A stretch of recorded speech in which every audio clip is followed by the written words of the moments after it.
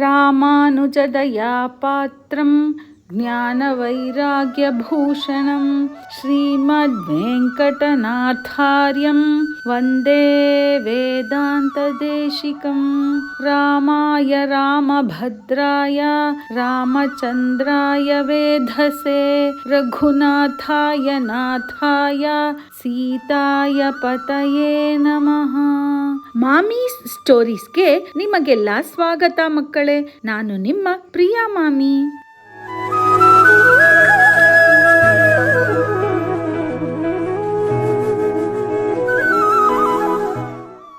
ಈಗ ಕೌಸಲ್ಯ ಮಾತೆ ದೇವರಿಗೆ ಹೋಮ ಮಾಡಿ ಕಾಡಿಗೆ ಹೋಗಲು ರಾಮನಿಗೆ ಅನುಮತಿ ಕೊಟ್ಟಿರುತ್ತಾಳೆ. ಅನುಮತಿ ಅಂದ್ರೆ ಒಪ್ಪಿಗೆ. ಈಗ ರಾಮ ತನ್ನ ಅರಮನೆಗೆ ಬಂದಿದ್ದಾನೆ. ಸೀತೆಯನ್ನು ನೋಡಿ ಮಾತನಾಡಿ ವಿಷಯ ತಿಳಿಸುವುದಕ್ಕೆ. ನಡೆದ ಯಾವುದೇ ವಿಷಯ ಸೀತೆಗೆ ಗೊತ್ತೇ ಇಲ್ಲ ಪಾಪ.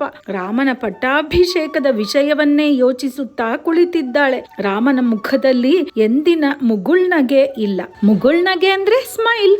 ಯಾವಾಗಲೂ ನಗು ನಗುತ್ತಾ ಇದ್ದವನು ಈ ದಿನ ತುಂಬಾ ಗಂಭೀರವಾಗಿದ್ದಾನೆ ಅಂತ ಅನ್ನಿಸಿತ್ತು ಸೀತೆಗೆ. ಗಂಭೀರ ಅಂದ್ರೆ ಸೈಲೆಂಟ್. ರಾಮನ ಹಣೆಯಲ್ಲಿ ಬೆವರನ್ನ ನೋಡ್ತಾಳೆ. ಚಿಂತೆಯಿಂದ ಇದ್ದಾನೆ ರಾಮ ಅಂತ ಅನ್ನಿಸಿತು. ಸೀತೆ ಕೇಳ್ತಾಳೆ ರಾಮನಿಗೆ, ಏನಾಯ್ತು ನನ್ನ ದೊರೆ, ಏಕೆ ಹೀಗೆ ಇದ್ದೀರಾ? ಇವತ್ತು ಪಟ್ಟಾಭಿಷೇಕ ತಾನೆ, ನಿಮಗೆ ಇವತ್ತು ಯಾವ ಚಿಂತೆ? ನಿಮ್ಮ ಮುಖ ಹೀಗೆ ಸಪ್ಪೆಯಾಗಿರುವುದನ್ನು ನಾನು ಈ ಮೊದಲು ಯಾವತ್ತೂ ನೋಡಿಯೇ ಇಲ್ಲ.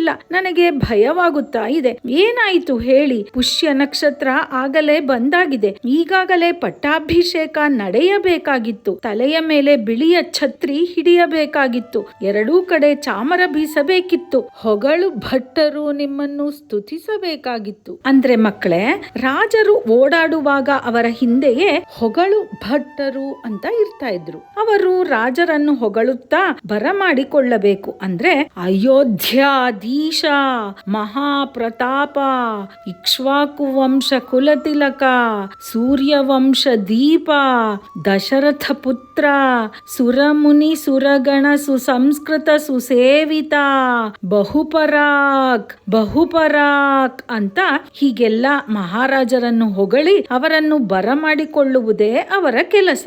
ಅವರಿಗೆ ಹೊಗಳು ಭಟ್ಟರು ಅಂತಾರೆ ಮಕ್ಕಳೇ.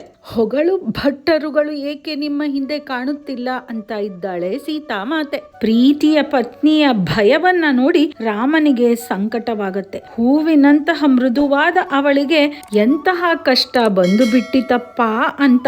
ಈಗ ಸೀತೆಗೆ ಹೇಗೆ ಹೇಳೋದು ಅನ್ನೋದು ಅವನ ಯೋಚನೆ. ಈಗ ನಿಧಾನವಾಗಿ ಹೇಳ್ತಾನೆ ರಾಮ, ಸೀತೆ, ತಂದೆಯವರಾದ ದಶರಥ ಮಹಾರಾಜರು ಈ ದಿನವೇ ನಾನು ಕಾಡಿಗೆ ಹೋಗಬೇಕು ಅಂತ ಅಪ್ಪಣೆ ಮಾಡಿದ್ದಾರೆ. ಹಿಂದೆ ಯುದ್ಧವೊಂದರಲ್ಲಿ ಅವರ ಜೀವವನ್ನು ಕೈಕೇಯಿ ಮಾತೆ ಉಳಿಸಿದ್ದಾರೆ. ಆಗ ತಂದೆ 2 ವರಗಳನ್ನು ಕೊಟ್ಟಿದ್ದರಂತೆ. ಆ ವರಗಳನ್ನು ಈಗ ಕೇಳಿಕೊಂಡಿದ್ದಾರೆ ಮಾತೆ.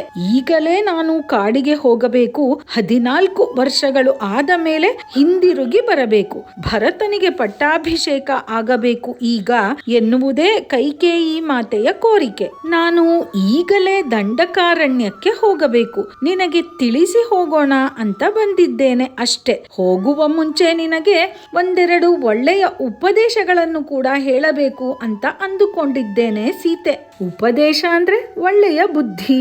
ಭರತನ ಮುಂದೆ ನನ್ನನ್ನು ಎಂದಿಗೂ ಹೊಗಳಬೇಡ. ನಾನು ಬರುವವರೆಗೂ ಧೈರ್ಯವಾಗಿ ಇರು. ವ್ರತ ಉಪವಾಸಗಳನ್ನು ಮಾಡುತ್ತಾ ದೇವರ ಪ್ರಾರ್ಥನೆಯಲ್ಲಿ ಕಾಲವನ್ನು ಕಳೆ. ಅತ್ತೆ ಮಾವಂದಿರ ಸೇವೆ ಮಾಡಿ ಚೆನ್ನಾಗಿ ನೋಡಿಕೊ. ನನ್ನ ತಮ್ಮಂದಿರನ್ನು ನಿನ್ನ ತಮ್ಮಂದಿರು ಎನ್ನುವಂತೆಯೇ ನೋಡಿಕೊ. ರಾಜನಾದ ಭರತನನ್ನು ಕೂಡ ಚೆನ್ನಾಗಿ ನೋಡಿಕೊ. ಭರತನು ನನಗೆ ತುಂಬಾ ಇಷ್ಟವಾದವನು. ಈ ದೇಶದ ರಾಜ ಎನ್ನುವುದನ್ನ ಮರೆಯಲೇಬೇಡ. ಎಲ್ಲ ಒಳ್ಳೆಯ ಗುಣಗಳು ಇರುವ ನಿನಗೆ ನಾನು ಏನೂ ಹೇಳಬೇಕಾಗಿಲ್ಲ. ಆದರೂ ಇದೆಲ್ಲ ಹೇಳುವುದು ನನ್ನ ಕರ್ತವ್ಯ. ಏನೇ ಆದರೂ ನೀನು ಧರ್ಮ ಮಾರ್ಗವನ್ನು ಮಾತ್ರ ಬಿಡಬೇಡ. ಅಂದ್ರೆ ಮಕ್ಕಳೇ, ಸೀತೆಯ ನೆಪ ಮಾಡಿಕೊಂಡು ಶ್ರೀರಾಮ ನಮಗೂ ಕೂಡ ಇದನ್ನ ಹೇಳುತ್ತಿದ್ದಾನೆ ಅಂತ ನಾವು ತಿಳಿದುಕೊಳ್ಳಬೇಕು ಮಕ್ಕಳೇ. ಏನೇ ಆದರೂ ಸತ್ಯವಾದ ದಾರಿಯಲ್ಲಿಯೇ ನಾವು ನಡೆಯಬೇಕು ಅಂತ. ಹೀಗೆ ಒಂದೆರಡು ಕಿವಿ ಮಾತುಗಳನ್ನ ಹೇಳ್ತಾನೆ ಶ್ರೀರಾಮ ಸೀತೆಗೆ. ಸೀತೆ ಈಗ ಅಳಲಿಲ್ಲ. ಅವಳಿಗೆ ಗಂಡನ ಮೇಲೆ ವಿಪರೀತ ಕೋಪ ಬಂದಿತು. ಅವಳು ಈಗ ಹೇಳ್ತಾ ಇದ್ದಾಳೆ, ಕ್ಷತ್ರಿಯ ಕುಮಾರ, ನೀವು ಹೇಳುತ್ತಿರುವುದು ನೋಡಿ ನನಗೆ ನಗು ಬರ್ತಾ ಇದೆ. ನಾನು ನಿಮ್ಮ ಅರ್ಧಾಂಗಿ ಅಂದ್ರೆ ಹೆಂಡತಿ ಅಂತ ಮಕ್ಕಳೇ. ಗಂಡನ ಪ್ರಾಣವೇ ಆಗಿರುತ್ತಾಳೆ ಹೆಂಡತಿಯಾದವಳು. ಹಾಗೆಯೇ ಹೆಂಡತಿಗೂ ಅಷ್ಟೇ ಗಂಡನೇ ಪ್ರಾಣ. ಅದಕ್ಕೆ ಅರ್ಧಾಂಗಿ ಅಂತ ಹೇಳೋದು. ನಿಮಗೆ ವನವಾಸ ಅಂದ್ರೆ ನನಗೂ ವನವಾಸವೇ ತಾನೆ. ನಿಮಗೆ ಅರಣ್ಯ ಮಾಸವೇ ಆಗುವುದು ಎಂದರೆ ನಿಮಗೆ ಮೊದಲೇ ನಾನು ನಿಮ್ಮ ದಾರಿಯಲ್ಲಿ ನಡೆದು ನಿಮ್ಮ ಪಾದಗಳಿಗೆ ಅಂದ್ರೆ ನಿಮ್ಮ ಕಾಲಿಗೆ ಮುಳ್ಳು ಚುಚ್ಚಬಾರದು ಅಂತ ಮುಳ್ಳುಗಳನ್ನೆಲ್ಲ ಕಿತ್ತು ಹಾಕುತ್ತೇನೆ. ನಿಮ್ಮನ್ನು ಬಿಟ್ಟು ಈ ಅರಮನೆಯಲ್ಲಿ ನಾನು ಸುಖವಾಗಿ ಇರುವುದಕ್ಕೆ ಹೇಗೆ ಸಾಧ್ಯ? ಹೆಣ್ಣು ಮಕ್ಕಳಿಗೆ ತವರಿನ ಮನೆ ಅಂದರೆ ತುಂಬಾ ಪ್ರೀತಿ. ತವರು ಅಂದ್ರೆ ಹೆಣ್ಣು ಮಕ್ಕಳು ಹುಟ್ಟಿದ ಮನೆ, ಅದಕ್ಕೆ ತವರು ಮನೆ ಅಂತಾರೆ ಮಕ್ಕಳೇ. ಹೆಣ್ಣು ಮಕ್ಕಳಿಗೆ ಹೇಗೆ ತವರು ಮನೆ ತುಂಬಾ ಪ್ರೀತಿಯೋ ಹಾಗೆ ನೀವು ನನ್ನ ಜೊತೆಯಲ್ಲಿ ಇದ್ದರೆ ನನಗೆ ತವರು ಮನೆಯಲ್ಲಿ ಇದ್ದ ಹಾಗೆಯೇ ಆಗುತ್ತದೆ. ಅಷ್ಟು ಸಂತೋಷದಿಂದ ನಾನು ಇರುತ್ತೇನೆ. ಅದು ಕಾಡೇ ಆಗಿರಲಿ, ನಾಡೇ ಆಗಿರಲಿ, ನಾಡು ಅಂದ್ರೆ ಕಂಟ್ರಿ, ಅರಮನೆಯೇ ಆಗಿರಲಿ, ಎಲ್ಲಾದರೂ ಸರಿ, ನಾನು ನಿಮ್ಮೊಂದಿಗೆ ಮಾತ್ರ ಸುಖವಾಗಿ ಇರಬಲ್ಲೆ. ಇಡೀ ಜಗತ್ತನ್ನೇ ಕಾಪಾಡುವ ವೀರ ಶೂರರು ನೀವು. ನನ್ನನ್ನು ಕಾಪಾಡುವುದಕ್ಕೆ ನಿಮಗೆ ಆಗುವುದಿಲ್ಲವೇ? ನಿಮ್ಮನ್ನು ಬಿಟ್ಟು ನನಗೆ ಸ್ವರ್ಗ ಸಿಗುತ್ತದೆ ಎನ್ನುವುದಾದರೆ ಆ ಸ್ವರ್ಗವೂ ಕೂಡ ನನಗೆ ಬೇಡ. ನಾನೇನು ತಪ್ಪು ಮಾಡಿದ್ದೇನೆ ಹೇಳಿ ನೀವು? ನನ್ನನ್ನು ಬಿಟ್ಟು ನೀವು ಮಾತ್ರ ಕಾಡಿಗೆ ಹೋಗುವುದು ಯಾವ ನ್ಯಾಯ? ನಮ್ಮ ತಂದೆ ತಾಯಿಯರು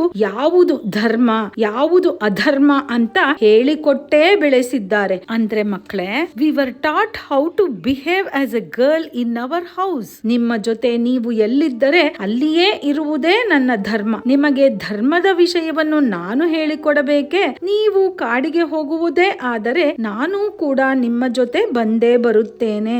ಹೆಣ್ಣಿಗೆ ಈ ಜನ್ಮದಲ್ಲಿ ಅಲ್ಲ, ಯಾವುದೇ ಜನ್ಮದಲ್ಲೂ ತಂದೆ ತಾಯಿಯಾಗಲಿ, ಮಕ್ಕಳಾಗಲಿ, ಪ್ರೀತಿಯ ಜನರಾಗಲಿ, ಕೊನೆಗೆ ಆತ್ಮವೇ ಆಗಲಿ ಆಶ್ರಯವಲ್ಲ. ಅಂದರೆ ಮಕ್ಕಳೇ, ಗಂಡನೇ ಸರ್ವಸ್ವ, ಗಂಡನೇ ಪ್ರಾಣ ಅಂತ ಇದ್ದ ಮೇಲೆ ಹೆಣ್ಣು ಯಾವತ್ತೂ ಗಂಡನ ನೆರಳಿನಲ್ಲಿಯೇ ಇರಬೇಕು ಅಂತ ಹೇಳ್ತಾ ಇದ್ದಾಳೆ ಮಾತೆ ಸೀತೆ. ಪತಿಯೇ ಸರ್ವಸ್ವ ಅಂದ್ರೆ ಹಸ್ಬೆಂಡ್ ಈಸ್ ಎವ್ರಿಥಿಂಗ್ ಅಂತ ಇನ್ನು ಹೇಳ್ತಾಳೆ. ಇವೆಲ್ಲ ನಿಮಗೆ ತಿಳಿದೇ ಇಲ್ಲ ಅನ್ನುವ ಹಾಗೆ ಏಕೆ ಮಾತನಾಡುತ್ತಾ ಇದ್ದೀರಾ? ನಿಮ್ಮ ಮಾತಿಗೆ ಎದುರು ಮಾತನಾಡಿದೆ ಅಂತ ಸಿಟ್ಟಾಗಬೇಡಿ ನನ್ನ ದೊರೆ. ನಾನು ನಿಮ್ಮ ಜೊತೆ ಬರುತ್ತೇನೆ. ಅರಣ್ಯದಲ್ಲಿ ನಿಮ್ಮ ಸೇವೆ ಮಾಡಿಕೊಂಡೇ ಇರುತ್ತೇನೆ. ಪತಿವ್ರತೆಯಾದ ನನಗೆ ನಿಮ್ಮ ಜೊತೆ ಇರುವುದೇ ಸ್ವರ್ಗ. ಪತಿವ್ರತೆ ಅಂದ್ರೆ ಮಕ್ಕಳೇ, ಗಂಡನ ಸಂತೋಷವೇ ಮುಖ್ಯ ಅಂತ ಬದುಕುತ್ತಾ ಇರುವವಳು ಅಂತ ಅರ್ಥ ಮಕ್ಕಳೇ. ನಿಮ್ಮನ್ನು ಬಿಟ್ಟಿರುವುದೇ ನರಕ. ನನ್ನ ಪ್ರಾರ್ಥನೆಯನ್ನು ನೀವು ಒಪ್ಪಿಕೊಳ್ಳುವುದಿಲ್ಲ ಅನ್ನುವುದೇ ಆದರೆ ನಾನು ವಿಷಪ್ರಾಶನದಿಂದಲೋ ನೀರಿನಲ್ಲಿ ಮುಳುಗಿಯೋ ಪ್ರಾಣತ್ಯಾಗ ಮಾಡುತ್ತೇನೆ. ಆದರೆ ನಿಮ್ಮನ್ನು ಬಿಟ್ಟು ನಾನು ಒಂದು ಕ್ಷಣವೂ ಇಲ್ಲಿ ಇರುವುದಿಲ್ಲ ಅನ್ನುತ್ತಾಳೆ ಸೀತೆ. ನೋಡಿ ಮಕ್ಕಳೇ, ಧರ್ಮಾತ್ಮಳಾಗಿ ಸತ್ಯವಂತಳಾಗಿ ಗಂಡನ ನೆರಳಾಗಿ ಬದುಕುವುದೇ ನನ್ನ ಧರ್ಮ. ಅದನ್ನು ಬಿಟ್ಟು ನಡೆಯುವುದೇ ಆದರೆ ನಾನು ಏಕೆ ಬದುಕಿರಬೇಕು ಅಂತ ಹೇಳ್ತಾ ಇದ್ದಾಳೆ ಇಲ್ಲಿ ಸೀತಾಮಾತೆ. ಅಂದ್ರೆ ಮಕ್ಕಳೇ, ಇಲ್ಲಿ ನನಗೆ ಒಂದು ವಿವೇಕಾನಂದರ ಮಾತು ನೆನಪಾಗುತ್ತಾ ಇದೆ. ಅದನ್ನ ನೋಡೋಣ. ಧರ್ಮಕ್ಕಾಗಿ ನೀನು ಯಾವುದನ್ನು ಬೇಕಾದರೂ ತ್ಯಾಗ ಮಾಡು, ಆದರೆ ಧರ್ಮವನ್ನೇ ತ್ಯಾಗ ಮಾಡಿ ಬಿಡಬೇಡ. ಧರ್ಮವನ್ನು ತ್ಯಾಗ ಮಾಡಿ ನಾವು ನಡೆದರೆ ಬದುಕಿದ್ದರೂ ಸತ್ತಂತೆಯೇ ಅಂತ ಹೇಳಿದ್ದಾರೆ ವಿವೇಕಾನಂದರು. ಸತ್ಯವನ್ನು ಬಿಟ್ಟು ನಾವು ನಡೆದರೆ ನಮಗೂ ನೋವು, ಬೇರೆಯವರಿಗೂ ನೋವು. ಅದ್ಯಾವುದು ಬೇಡ ಎಂದರೆ ಸತ್ಯವಾದ ಧರ್ಮದ ಮಾರ್ಗವನ್ನೇ ಎಲ್ಲರೂ ಅನುಸರಿಸಬೇಕು ಅಂತ ಇದರ ಅರ್ಥ ಮಕ್ಕಳೇ. ಕಷ್ಟಪಟ್ಟು ನಾವು ಮೇಲೆ ಬಂದರೇನೆ ಅದಕ್ಕೊಂದು ಬೆಲೆ. ಕೈ ಕೆಸರಾದರೆ ಬಾಯಿ ಮೊಸರು ಅಂತ ಕೂಡ ಗಾದೆ ಮಾತು ಇದೆ ಮಕ್ಕಳೇ. ಕೆಸರಿನಲ್ಲಿ ಕಷ್ಟಪಟ್ಟು ದುಡಿಯುತ್ತಾರೆ ರೈತರು, ಆದರೆ ಬಾಯಿಗೆ ಮೊಸರನ್ನವನ್ನ ಇಟ್ಟಾಗ ಎಷ್ಟು ರುಚಿ, ಆಹಾ ಎಂತ ಸುಖ ಅನ್ನಿಸುತ್ತೆ. ಹಾಗೆಯೇ ನಾವು ಸಾಧನೆಗಳನ್ನ ಮಾಡುವುದಕ್ಕೆ ಚಿಕ್ಕದಾದ ದಾರಿ ಅಂತ ಯಾವುದೂ ಇಲ್ಲ ಮಕ್ಕಳೇ. ಎಲ್ಲ ದೊಡ್ಡದಾದ ದಾರಿಯೇ ಆಗಿದೆ. ಅಂದ್ರೆ ಮಕ್ಕಳೇ, ಕಷ್ಟ ಪಡೋದೇ ದೊಡ್ಡ ದಾರಿ. ಕಷ್ಟವೇ ಪಡದೆ ನಾವು ಏನೋ ಸಾಧನೆ ಮಾಡಿ ಬಿಡ್ತೀವಿ ಅಂದ್ರೆ ಸಾಧ್ಯವೇ ಇಲ್ಲ. There are no shortcuts for success ಅಂತ ನಾವು ತಿಳಿಯಲೇಬೇಕು ಮಕ್ಕಳೇ.